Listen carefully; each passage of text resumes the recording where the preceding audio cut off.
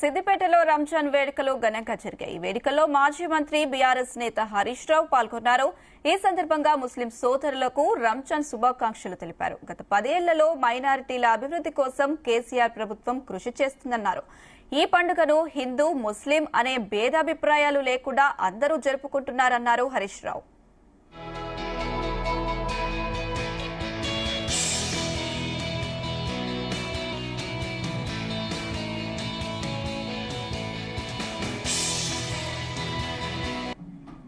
కులాల ప్రాతిపదికన కాకుండా పేదరికం ప్రాతిపదికన అన్ని వర్గాల ప్రజలు కూడా పైకొచ్చే విధంగా మరి ప్రభుత్వాలు కృషి చేయాల్సినటువంటి అవసరం ఉంది.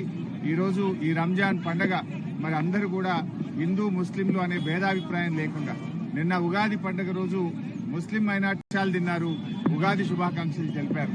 అదేవిధంగా మైనార్టీల పండుగ సందర్భంగా ఈరోజు రంజాన్ పండుగ ఈదుల్ ఫితర్ సందర్భంగా హిందూ సోదరులందరూ కూడా వచ్చి అలై బలై చేసుకుని ఈనాటి రంజాన్ శుభాకాంక్షలు వారందరికీ తెలియజేయడం జరుగుతూ ఉంది. అంటే ఇలా ఎన్నో ఏళ్లుగా మన రాష్ట్రం గాని మన దేశం గాని మతాలకు అతీతంగా సోదర భావంతో ఒకరి పండుగల్ని ఒకరి సాంప్రదాయాన్ని మరొకరు గౌరవిస్తూ ఎంతో సఖ్యతతో జీవించినటువంటి ప్రాంతం. మరి కొంతమంది కొన్ని శక్తులు రెచ్చగొట్టేటువంటి ప్రయత్నం చేస్తున్నప్పటికీ కూడా అందరూ కూడా ఓపికతో, సంయమనంతో, శాంతితో, సౌభాతృత్వంతో కలిసిమెలిసి ఈ రాష్ట్రం ఈ దేశ అభివృద్ధి కోసం సోదర భావంతో అందరం కలిసి కృషి చేయాలని చెప్పి కోరుకుంటూ మరొకసారి तमाम हमारे भाइयों को बहनों को आज रमजान की ईद की मुबारकबाद पेश करता हूँ.